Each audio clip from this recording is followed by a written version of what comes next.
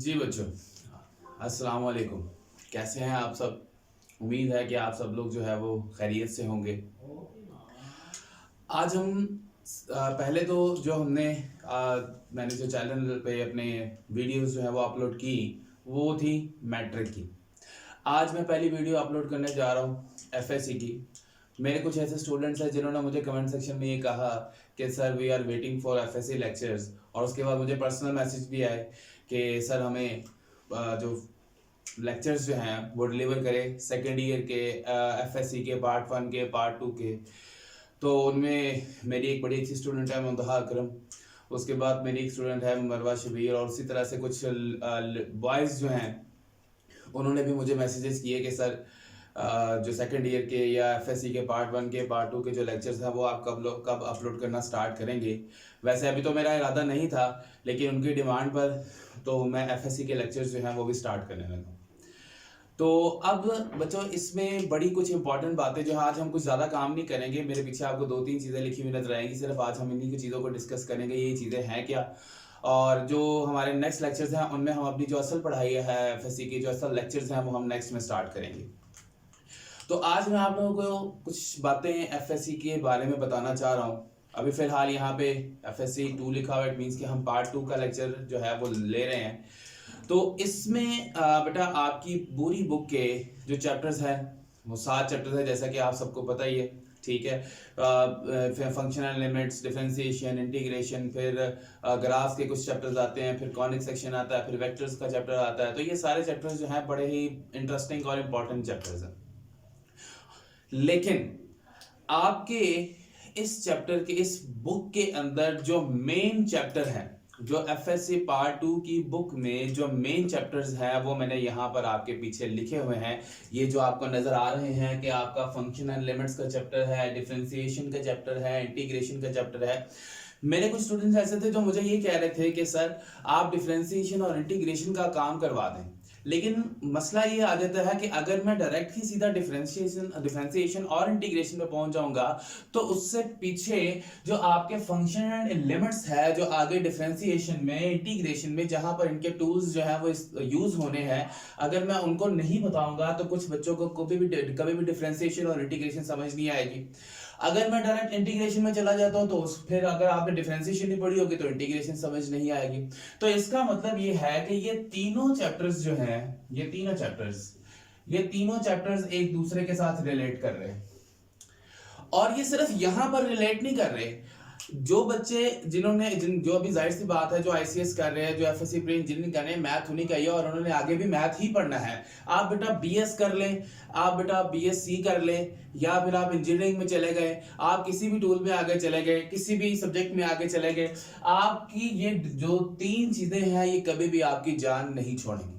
तो इसलिए मेरी आप सबसे ये रिक्वेस्ट है कि बगैर टाइम को जाया किए आप लोग अपनी तैयारी को शुरू करें। बेटा बहुत एंजॉय हमने कर लिया है, काफ़ी छुट्टियां हो गई है, पढ़ाई का बेड़ा गर्क हो गया हमारे मुल्क में। तो इसलिए अपनी पढ़ाई के साथ कोई कॉम्प्रोमाइज़ ना करें, और जो जो काम मैं करवाता जा रहा हूँ, मैंने मैट्रिक वालों को भी यही सजेशन दिया था और आप लोगों को भी यही सजेशन दे रहा हूँ मैं कि अपने नीट रजिस्टर्स जो हैं वो लाजमी बनाएं। अगर आप लोग अपने नीट रजिस्टर्स नहीं बनाएंगे तो बेटा कोई फायदा नहीं होगा। अगर आप लोग सिर्फ कुछ यूनिक नोट्स हैं, कुछ स्कॉलर्स हैं, कुछ हमदर्द के स्कॉलर्स हैं, अगर आप इन पर रहेंगे तो वहां पर जो क्वेश्चंस हैं वो कुछ इस तरह से लिखे हुए हैं कि कुछ क्वेश्चन जो है वो बहुत आसान लिखे हुए हैं, लेकिन ज्यादातर क्वेश्चन जो है वो बड़े डिफिकल्ट वे में वहां पर सॉल्व किए हुए हैं। तो हम यहाँ पर जो भी क्वेश्चंस करेंगे उनको सिंपल वे से सॉल्व करेंगे। सिर्फ इतना याद रखना है कि रोज का काम आपने रोज करना है। जो चीज आपको समझ ना आए कमेंट सेक्शन में मुझे बताएं, मैं आपको वो दोबारा समझा दूंगा। और अगर ऑन डिमांड कोई बच्चा लेक्चर समझना चाहता है तो उसके लिए मैं एक अलग लेक्चर भी बना दूंगा उसको मेंशन करके। ठीक है, तो बेटा याद रखना है कि ये जो 3 चैप्टर्स हैं इनके बारे में आपने कॉम्प्रोमाइज नहीं करना, क्योंकि ये सारी उम्र जो है आप आगे जितनी भी क्लासेस में जाएंगे, इंजीनियरिंग में जाएंगे, या अगर आगे आप बीएससी में मैथ में जाते हैं तो ये चीजें आपकी जान छोड़ेगी। इवन के इंटीग्रेशन केमिस्ट्री में भी आती है। अगर आप अपनी फर्स्ट ईयर का चैप्टर नंबर 5 आई थिंक, मुझे याद नहीं है, अगर वहां निकाल के देखें इंटीग्रेशन वहां पर भी मौजूद है। ठीक है, तो इसका मतलब ये है कि चाहे बायो का स्टूडेंट हो, चाहे मैथमेटिक्स का स्टूडेंट हो, उसने तो इंटीग्रेशन पढ़नी है। अब बायो वाला बच्चा, उसको इंटीग्रेशन इतनी अच्छी समझ में नहीं आएगी। क्यों?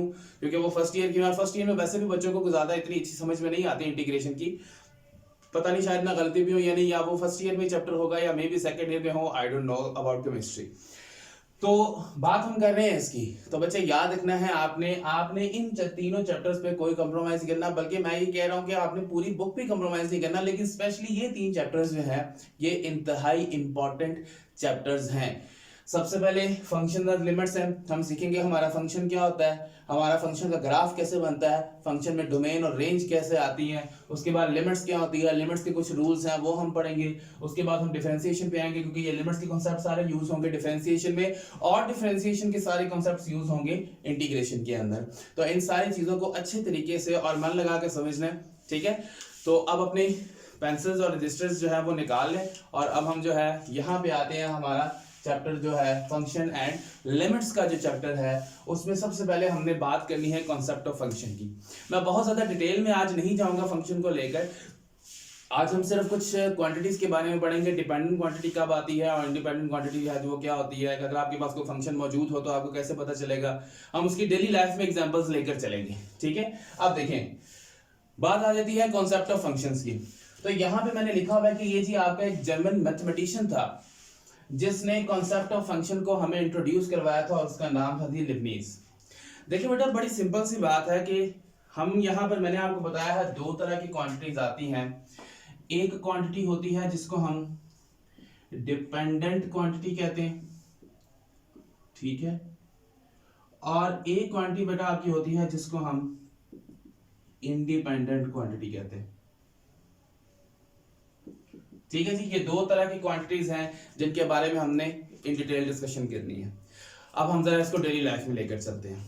सपोज देखिए, हमारी डेली लाइफ में होने वाले जितने भी वाकयात हैं, जैसे कि हम हंसते हैं, हम रोते हैं, ठीक है, इसके पीछे हम कहीं जा रहे हैं, हम कोई काम कर रहे हैं, कुछ भी कर रहे हैं, ठीक है, तो इसके पीछे कोई ना कोई वजह जो है वो लाजमी होती है। हम हंस रहे हैं तो कोई बात हुई है, हम हंस रहे हैं, हम रो रहे हैं तो इट मींस कोई बात हुई है तो हम रो रहे हैं। तो इसका मतलब यह है कि इस इवेंट के अंदर, रोने और हंसने के इवेंट में, एक क्वांटिटी आपकी डिपेंडेंट क्वांटिटी है और एक क्वांटिटी आपकी इंडिपेंडेंट क्वांटिटी है। अब देखें, अगर कोई बंदा आपको जोक सुना रहा है, उस पर आप हंसें, अब वो हंसना जो है, क्या आप अंदाजा मुझे ये बता सकते हैं कि इस इवेंट में आपकी डिपेंडेंट क्वांटिटी कौन सी है और इंडिपेंडेंट क्वांटिटी कौन सी है? मेरे हाल में इतने तो आप मैच्योर हैं कि आप लोगों को पता चल जाएगा कि डिपेंडेंट कौन सी, इंडिपेंडेंट कौन सी। डिपेंडेंट क्वांटिटी है आपका हंसना, और इंडिपेंडेंट क्वांटिटी क्या है? वो बात जिसकी वजह से आप हंस रहे हैं, यानी कि आपका हंसना जो है वो उस बात पर डिपेंड कर रहा है कि अगर बात कोई है तो आप हंस रहे हैं, अगर आप बैठे बैठे अकेले हंस रहे हैं तब भी कोई वजह है, आप कोई बात सोच के हंस रहे हैं, वो जो बात आपने सोची है वो आपकी इंडिपेंडेंट क्वांटिटी है, और उस बात की वजह से जब आप हंस रहे हैं, वो हंसना क्या है? वो डिपेंडेंट क्वांटिटी है। आप रो रहे हैं तो कोई इवेंट हुआ है, कोई बात हुई है तो आप रो रहे हैं, अदरवाइज तो नहीं। अब जैसे एक और अनदर एग्जांपल हम लेते हैं। अनदर एग्जांपल में अगर हम कोई डेली लाइफ की एग्जांपल ले लें, तो डेली लाइफ की एग्जांपल हम बाइक की एग्जांपल लेते हैं। सपोज, वैसे तो जो मेन वेरिएबल होता है ना फंक्शन के अंदर, वो टाइम होता है। जैसे अगर आपको मैं कहूं कि आपके पास ये इतना टाइम है, ठीक है, आपके पास 1 घंटा है और आपने लाहौर तक जाना है, ठीक है। अब इसका मतलब ये है कि आपका वो जो 1 घंटा है वो एक इंडिपेंडेंट क्वांटिटी है, आप अब उस पर डिपेंड है। आपकी जो बाइक की स्पीड है वो आपके टाइम पे डिपेंड हो चुकी है। क्यों? क्योंकि हमने कहा 1 घंटा है, और हम बाइक की स्पीड को इस लिहाज से रखेंगे कि हम उस 1 घंटे के अंदर हम लाहौर तक पहुंच सके या किसी भी जगह तक पहुंच सके। जरूरी नहीं है कि एक ही शहर है हमारा, बहुत सारे शहर है। लेकिन अगर मैं कह दूं कि आपके पास सिर्फ 40 मिनट्स है और आपने उतना ही डिस्टेंस कवर करना है जितना मैंने आपको बताया, यानी कि अगर आप 1 आवर में आपके पास 60 मिनट्स में आपने 50 किलोमीटर का डिस्टेंस कवर करना है, तो आपकी स्पीड उसके लिए उस टाइम के लिहाज से होगी। और अगर मैं कह दूं कि आपके पास है 40 मिनट्स और आपने 50 किलोमीटर का ही डिस्टेंस कवर करना है, तो स्पीड क्या हो जाएगी? इंक्रीज हो जाएगी। अब इस इवेंट के अंदर अगर आप गौर करें तो आपकी डिपेंडेंट और इंडिपेंडेंट क्वांटिटी क्या है? आपकी इंडिपेंडेंट क्वांटिटी है टाइम, क्योंकि टाइम कम हो गया। स्पीड क्या हो गई? इंक्रीज। अगर टाइम हम कह देते हैं 1.5 आवर है तो आपकी स्पीड जरा स्लो होती। इट मींस कि आपकी बाइक की, आपकी कार की या किसी भी चीज की स्पीड, कोई भी व्हीकल, कोई भी ऑटोमोबाइल जिसके ऊपर आप बैठे हुए हैं, उसकी स्पीड जो है वो किस चीज पे डिपेंड कर रही है? टाइम पे डिपेंड कर रही है। इट मींस के इस इवेंट के अंदर भी एक आपकी इंडिपेंडेंट क्वांटिटी है और एक आपकी डिपेंडेंट क्वांटिटी है। ठीक है, तो ये चीजें बेटा आपने याद रखनी है। ठीक है, मतलब सपोज एक चीज याद रखनी है, अगर हम फंक्शन की नोटेशन की बात करें, वैसे तो अभी हमने फंक्शन की डेफिनेशन प्रॉपर नहीं की, तो फंक्शन को डिनोट किया जाता है, अगर हम नोटेशन की इसकी बात करें, नोटेशन की, तो नोटेशन की अगर हम इसकी बात करें तो बेटा याद रखना है कि फंक्शन को डिनोट किया जाता है y is equal to F X, ऐसे में इसको लिखा जा सकता है। इसकी दूसरी नोटेशन हम कह सकते हैं y is a function of x, function of x। अब जरा गौर करें कि ये जो लाइन मैंने इसके अंदर लिखी है, ये वाली कि y is a function of x, इसके अंदर आपकी डिपेंडेंट और इंडिपेंडेंट क्वांटिटी कौन सी है? सर सोचें, y x का फंक्शन है, y क्या है? x का फंक्शन है। इसका मतलब ये है कि अगर हमारे पास y x की वैल्यू होगी तभी तो हम y की वैल्यू निकाल सकते हैं। जैसे हम कहते हैं जी y is equal to X square plus 1। अब y की वैल्यू तब तक नहीं आएगी जब तक हमारे x की वैल्यू नहीं आएगी, ऐसे ही है ना, y की वैल्यू तब तक नहीं आएगी जब तक हमारे पास x की वैल्यू नहीं होगी। तो इट मींस कि अगर मैं x की वैल्यू 1 लगा देता हूं तो y is equal to 1 square plus 1, then y is equal to क्या आ जाएगा? 2। इट मींस कि जैसे ही हमने x की वैल्यू पुट की, हमारे पास क्या आ गई? y की वैल्यू आ गई। तो इसका मतलब इसके नोटेशन में हम क्या कह सकते हैं कि y जो है वो आपकी एक मिनट, y जो है वो क्या है आपकी? y आपकी डिपेंडेंट क्वांटिटी है और x क्या है? आपकी इंडिपेंडेंट क्वांटिटी। तो बेटा आज हमने सिर्फ इतना पढ़ा है कि कॉन्सेप्ट ऑफ फंक्शन को किसने दिया? लिबनीज साहब ने, और दूसरा कि डिपेंडेंट और इंडिपेंडेंट क्वांटिटी का हमें अंदाजा किस तरह से होगा।